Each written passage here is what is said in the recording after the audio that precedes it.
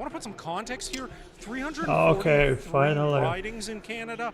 122 of them are in Ontario. 78 are in Quebec.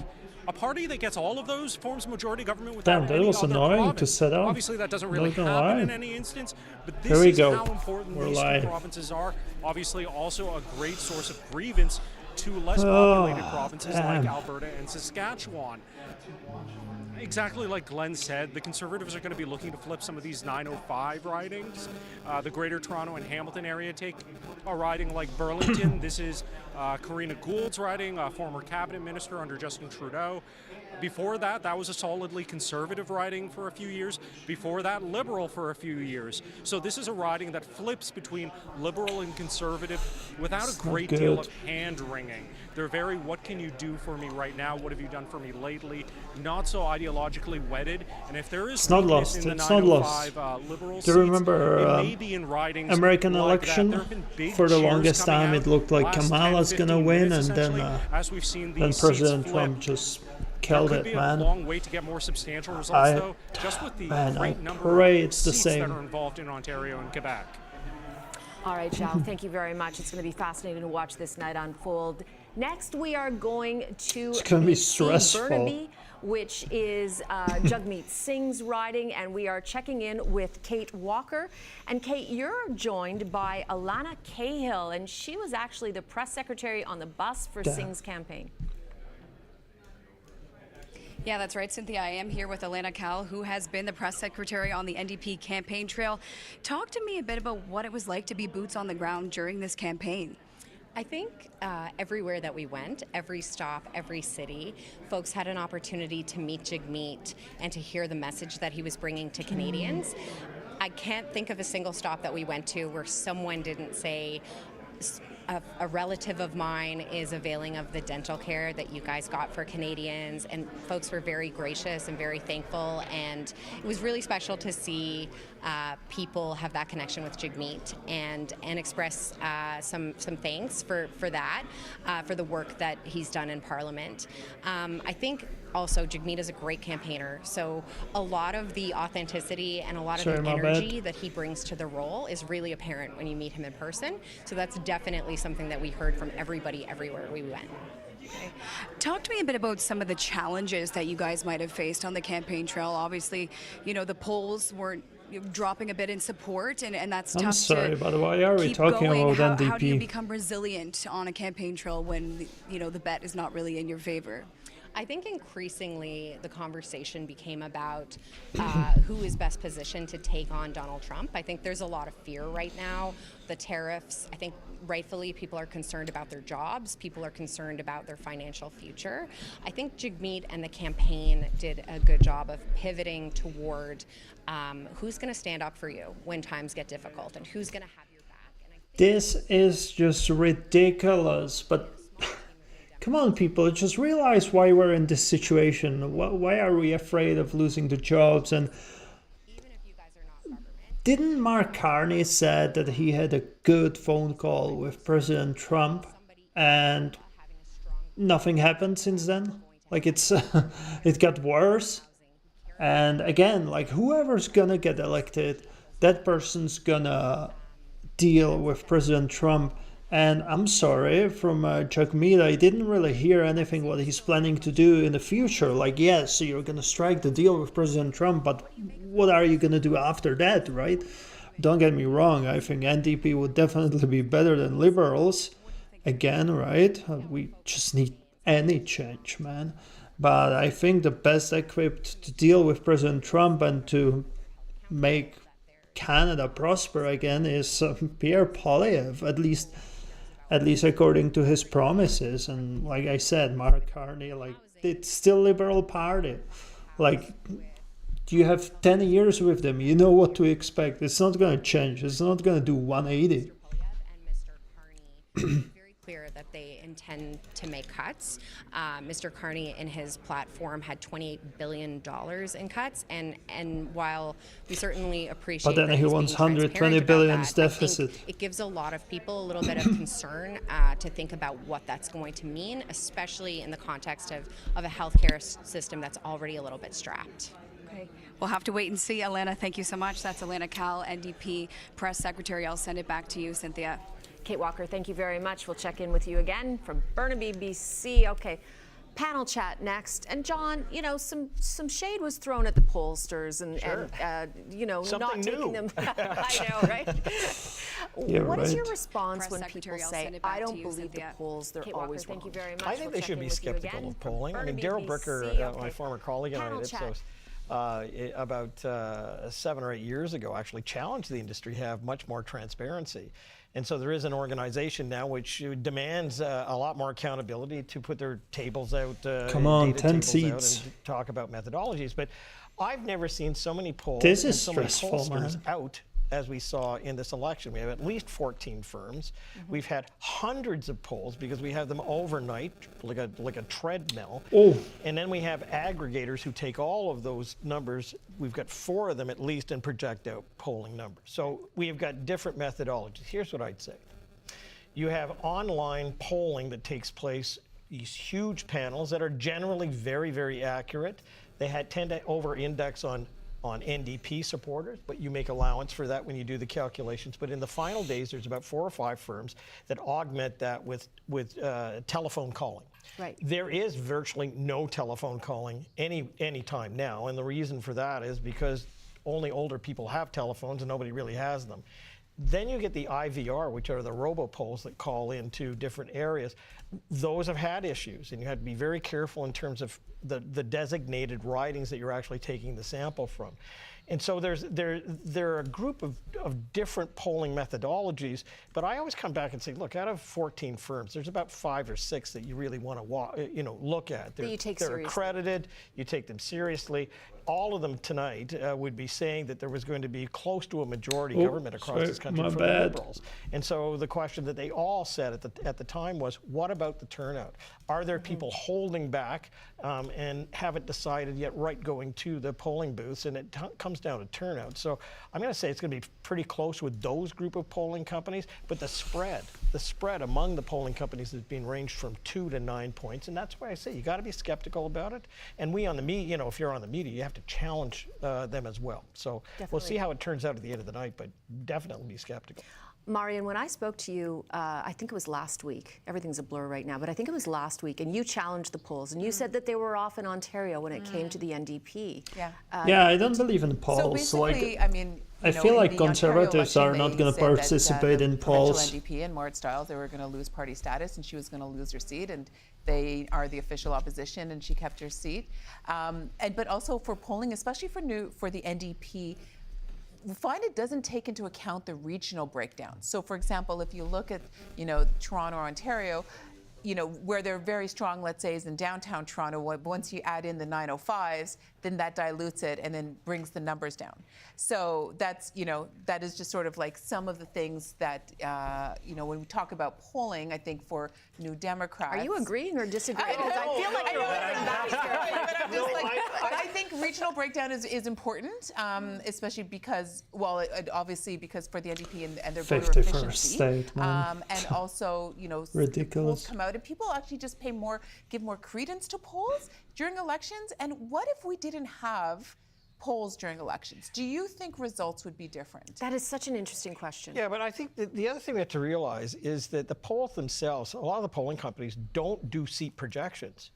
I mean, you have to realize that there's 4 groups that are doing that. So when we say how accurate they are, the public numbers that they put out in the polls are usually very, very accurate.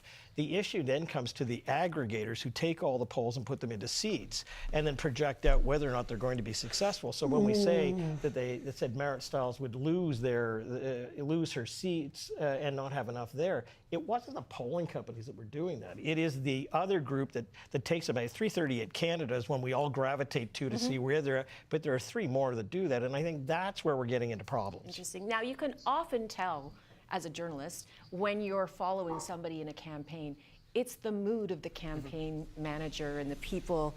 They're doing internal polling. They also have their own sense of where it's going, and you can tell. What's this conversation about polling, man? Like, I don't know, I feel like only loud people participate in polls, and in this case, let's be honest, it's going to be mostly Liberals. like conservatives that I feel like they usually keep for themselves because of their values and everything, right? Like you have so much other stuff to do than participate in the polls, right? Like honestly, I would rather spend time with my family than participate in a poll, whatever. But I think one thing is good about the polls. If you see that your political party is losing, it pushes people to go actually vote. I mean, not everyone's thinking about it the same way, right? Like some people will be like, oh, so there's no point for me to go, which is incorrect. And we saw the polls in the US, like they were so wrong. Look, they were having Kamala forever on the top, and then President Trump just came in and took everything, right? The popular vote, majority, everything. Like such a dominant victory. So I only hope that we're gonna see the same thing over here with conservatives. So like, but yeah, like, I wonder how BC is gonna vote, if it's gonna be again conservatives or no. I mean liberals or no. Hopefully they're gonna lean a little bit more to on the conservative side.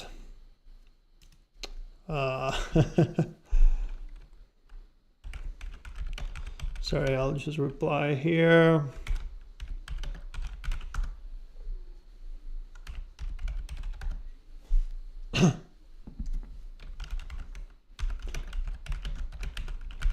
Okay, let's see if they stop talking about the freaking polls. Exactly as, whoever they elect forms government. Now, we do have an incumbent here. Karina Gold did run for the Liberal leadership. She is a very well-known name. Emily Brown is a second kick at the camp for the Conservatives. She lost last time by 6,000 votes. I'm really keeping an eye here to see how Brown fares could be a sign of how the Conservatives do and the Liberals do across Ontario. Still very early in, but we're starting to see some color, and as soon as I see much more color filling in here, I'll be happy to come back and tell you what we're finding out. All right, Christina, look forward to that. Thank you so much. Now, we are going to take you east of Toronto, and that's where we find our Afia Bah. And Afia, you're in Ajax. Christina was just talking about Ajax, and it's the riding of the former Health Minister Mark Holland, but a couple of high-profile candidates are heating up this race, and I'm fascinated to see this unfold and who comes out on top. Absolutely, and those high-profile candidates, Cynthia, being a Toronto City Councillor and a very popular radio host, that they're awaiting the results to see who is going to be the next MP for the riding of Ajax here, which was established back in 2015. It actually has been Liberal since it has been established, but as Christina was mentioning just not too long ago, that former Health Minister Mark Holland has announced that he would not be seeking re-election for this riding. So right now it's up for grabs, and so running for the Liberals, as Christina mentioned, is Jennifer McKelvey. She has been a Toronto City Councillor since 2018, Toronto Deputy Mayor since 2022. She threw her hat in the ring. She was saying that she has deep ties. I just want to know why people are voting for Liberals. Like, why? What good did they do in those past 10 years? Like, what's the reasoning behind it? Like, if you have good reasoning, okay, I'm not going to argue with you, right? Everyone needs to vote according to what they think is best for them. But yeah, I would just love to know the Liberal point of view. Like, why are you voting for them?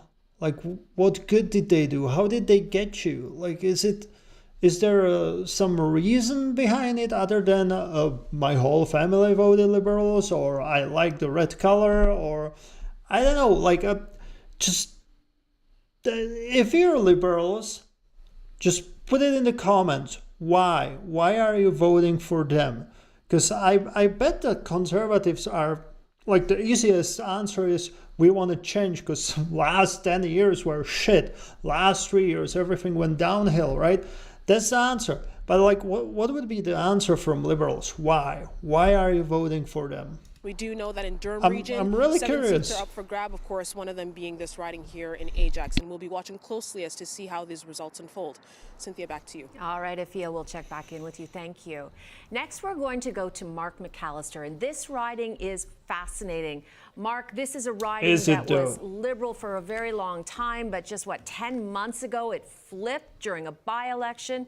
It went Conservative, and that's when people really started saying Justin Trudeau was in trouble. And now the person who lost, the Liberal who lost, wants to take it back. Very significant riding here in Toronto, St. Paul's for that reason. Everybody looking to that by-election just 10 months ago, and the result of that after years and years and years of this being a Liberal stronghold. And so what happens this time around? Well, it turns out it was a rematch, and now we're just waiting for the results. Obviously, we're here where Leslie Church is having her gathering tonight and hoping that she'll be able to address the crowd with a victory a little later on. Well, I do hopefully want to not. bring in one of the campaign volunteers right now, Andre Lee, who was out there on the hustings, going door to door. Tell us a little bit about what went into the campaign this time around, because you were involved last time around as well. I was. So I did take part in the by-election. This time it was a much faster race. We had just over a month to get sort of to every doorway in the neighborhood in the riding. I think we had something like 1,500 signs put up, which was definitely more than we saw in the by-election. And we knocked on 130,000 doors, which is more than the constituents we have. And so it was just, I think it was fueled by just optimism, right? That we could do things differently. There's definitely a different energy in the riding, I would say. I think the last time around there was a lot of dissatisfaction with the sort of Liberal leadership. This time around, that excuse was gone, and people have been excited to talk about voting Liberal. What do you were mean the excited to vote excuse in was advance gone? polls. It's still the same so party. It feels different, and I think that's why we're sort of optimistic tonight. We've got our eyes on all the various God. screens around the room, but hoping that we can pull off a victory. Maybe tell me a little bit about those conversations at the door, because obviously, is it in and around the party leadership? How much do people know about Leslie, and how much does that play a factor? So I would say that in the by-election, certainly it was about the party leadership Ridiculous. and various levels of dissatisfaction with that. This time around, it's quite different. A lot of what the conversations we're hearing are about fears about our neighbors to the south. Trump's rhetoric, threat of tariffs, protecting our sovereignty. That was one of the really big topics that came up. But then also, obviously, the economy and the cost of living. Leslie is really focused Whose on fault housing is that? and education. Those are two of her main focus areas. And I think what people have seen of Leslie, it takes about 30 seconds of talking to her to realize that she really, really cares about the work that she's doing. And so she is smart and she is capable. And I think voters have really had a chance to see that, especially in the last 10 months. She didn't really stop. It almost feels like we woke up, the day after that by-election and just kept going. So here we are. Like I said, we're hoping that this one will be a W for us, but we're going to follow the numbers as they come in. God. Perfect. Andre Lee, thank you very much for joining us.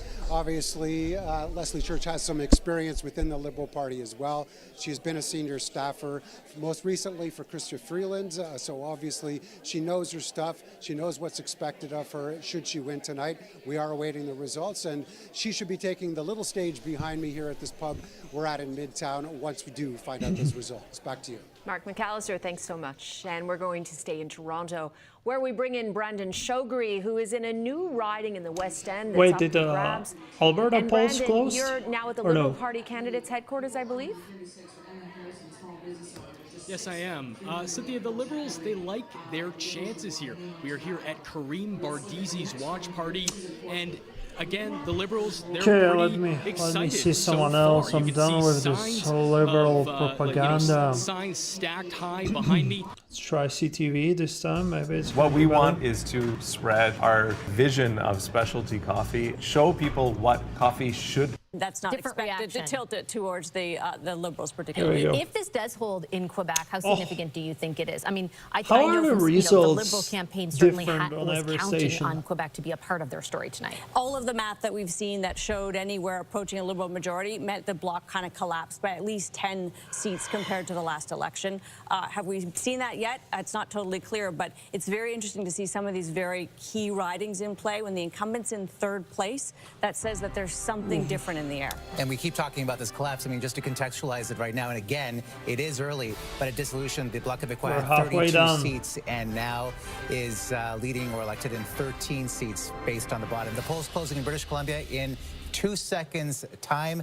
Amanda, this is another region of the country that we're watching particularly closely for the NDP. But you know, when you look at British Columbia, too, it's not as exposed to the U.S.-Canada situation as other parts of the country are. But still, when it comes to softwood lumber and those sectors, that's big in that if part. BC votes for Liberals, that's like suicide for the them. lumber Like, tariffs, are you but now we have crazy? tariffs on top of tariffs. It's a super sensitive issue. But it does, of course, stand a little bit apart from the Western sentiment, which has been a little bit divided over how to manage tariffs.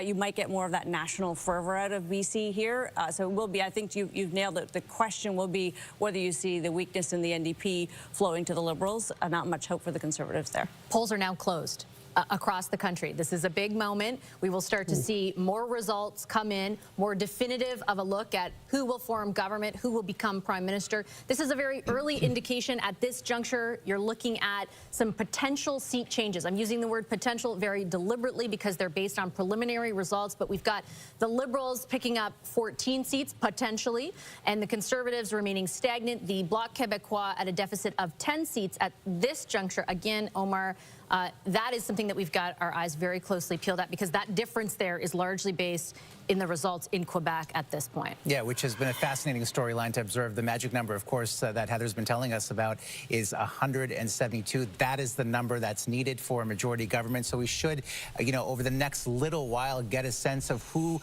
will be leading this country and then whether it is a majority or a minority. Let's get straight to Heather Butts, who's been tracking some of this data. Heather, what can you tell us? Omar, thank you so much. Of course, everything is changing as this evening goes on. As we've been talking about all night, as your votes are counted, that is when we really start to see things unfold. We're going to take a look now at the CTV News Decision Desk projections. As of right now, in this moment in time, projecting the Liberals could get a minimum of 146 or a maximum of 178 seats, potentially, possibly crossing that 172 marker point of a majority government. They also are projecting the Conservatives could get a range of anywhere from 117 to 146 seats. But these numbers are shifting as your votes are counted. Of course, this has to do with historical data, riding demographics, a lot of research, and of course, the numbers that are coming in this evening as your votes are counted. Projections right now also for the NDP and the Bloc Québécois, we're watching that closely. But again, the majority is the number that most parties are, of course, the Conservatives and Liberals looking for this evening. So we're keeping a very close eye on that marker of 172. Back to you. All right, Heather, thank you so much. And let's head over to Anne-Marie right now. Anne-Marie, you've got a couple of your panelists from British Columbia right now who I'm sure are watching those results, tracking them pretty closely. A good BC delegation on your panel tonight. That's right. We've got half of our So funny how they don't have pictures of some candidates. In the last election campaign, the Liberals finished third in the popular vote but came first in the seat totals. Liberals got 26% of the vote province-wide but got 15 seats. Conservatives got 13 seats. NDP got 13 seats. So the dynamic in British Columbia, very regional province, and how the splits are going to go. We see in all the rest of the country the NDP vote has collapsed.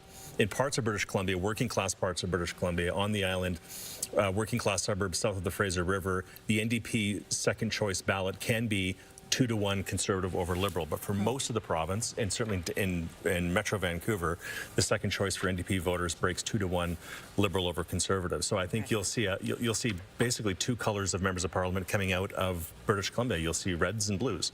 I think maybe a couple New Democrats, Jenny Kwan probably in Vancouver East, Come on, Don Davies perhaps in Conservatives. Vancouver Kingsway, Peter Julian if he's lucky, and those will probably be the only three. I don't think Elizabeth May will win on the island.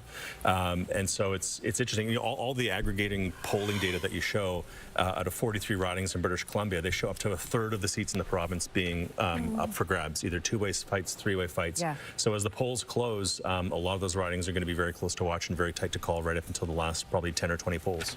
Arjit, what do you want to say here? No, absolutely. The NDP vote, a lot of it, I've been talking to a lot of supporters. A lot of them actually have been coming over to the Liberals, very concerned again about what's taking place with President Trump, making sure that we have a strong showing.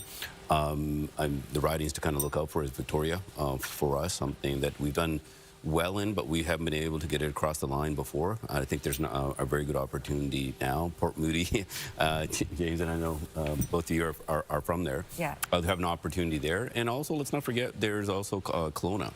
If that flips, that's also going to send a very strong message as well. Steve Fuhr, who's actually running again, he used to be the Member of Parliament there.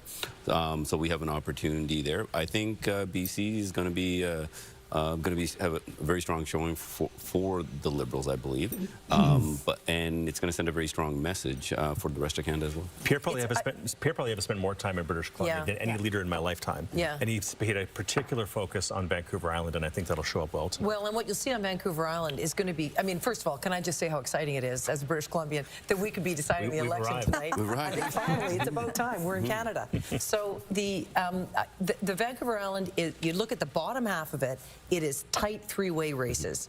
And the Liberals are probably going to do well in some of those ridings. A lot of them are tend to be older communities, and you certainly are seeing the NDP vote really collapse there. Okay. But then on the north part of the island, you're seeing a lot of orange-blue fights for sure, because working-class voters, mill towns, old mining towns, those kinds of places where those working-class messages really have an impact. Yeah. But the thing is, if the NDP votes collapse, those ridings are more likely to go Conservative than just about anywhere else in the province, other than kind of northern British Columbia. So it's going to be Canada.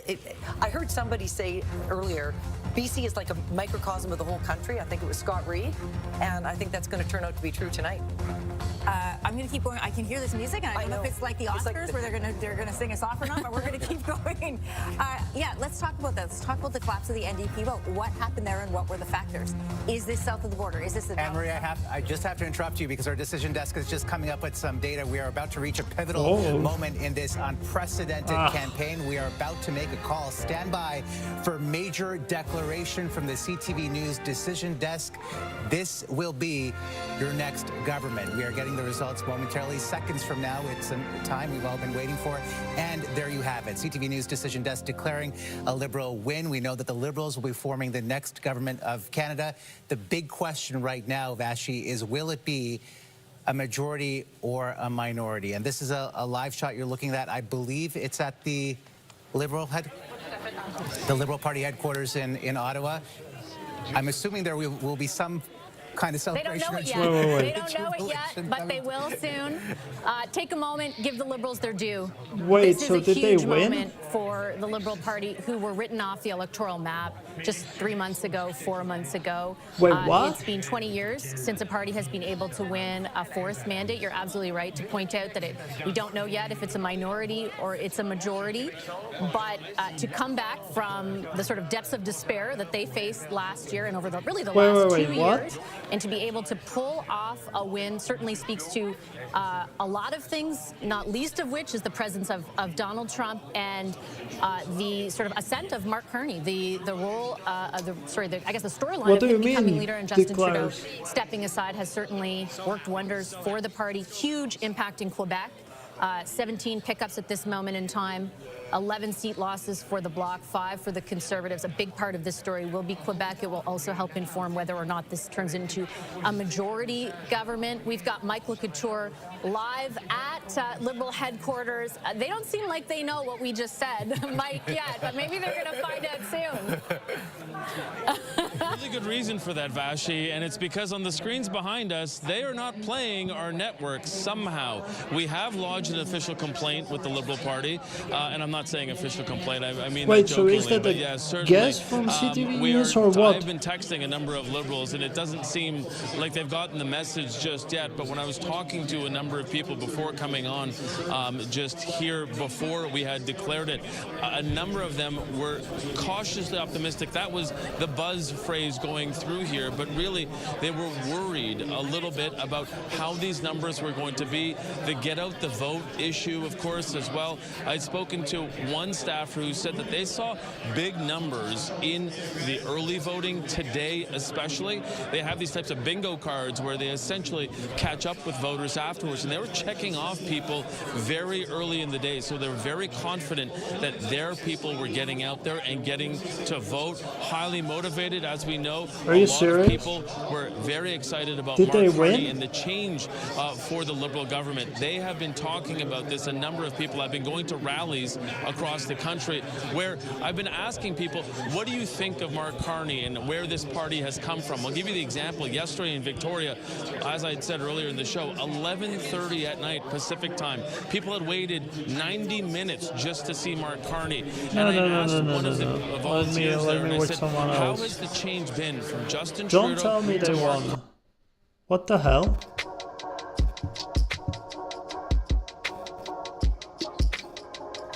That's pushing them to the right, the way the Reform Party pushed New Democrat, pushed the Liberals to the right, when we didn't have any party status at all. I just want to make one other quick point on strategic voting and vote splitting, and that's that if we had seen the promise that Justin Trudeau made of proportional representation. Remember in 2015, this is going to be the last election, first past the post. If we'd seen that, we wouldn't have to worry nearly as much about vote splitting and strategic voting. So I'm hoping that we can put proportional representation, fair representation back on the political agenda. Ken, what are your thoughts on that? Is a vote for the Conservatives, or rather a vote for the Liberals, a vote for the Conservatives? Well, first, on electoral reform, there was no consensus in Canada at all. In fact, So we what tried the it hell 3 was times, I CTV think, here in News BC, talking and it about? all went down in flames, as you recall, Sven. It depends on who's number 2 and who's number 3. If we look at Sandwich Gulf Islands and Elizabeth May's riding, the Liberals have an outsized impact there. If they migrate to Elizabeth, she wins. But in places like, well, there's 3 very close ones in BC, Kelowna, Langley Township, Fraser Heights, and Pitt Meadows, Maple Ridge. In all 3 of those, they could go Conservative if the NDP drain votes away from the Liberal candidate. So it goes both ways. I think people have been paying close enough attention that I already know that there has been, in fact, some strategic voting going on where people are shifting their allegiance because in many cases this is an ABC election, anybody but Conservative. All right, Ken, I'm going to have to throw it back to Toronto for now, but we'll definitely have to touch on that a little bit more. Back to you, Cynthia. Thank you very much. And City News is declaring the Liberals have won. They will form the next government. However, we do not know at this point, as the numbers continue to come in, whether it will be a Liberal minority or a Liberal majority government. Again, City News is declaring the next government in this country will be Liberals. And on that note, we're going to go straight to Glenn McGregor, who's standing by at Liberal headquarters in Ottawa. Glenn.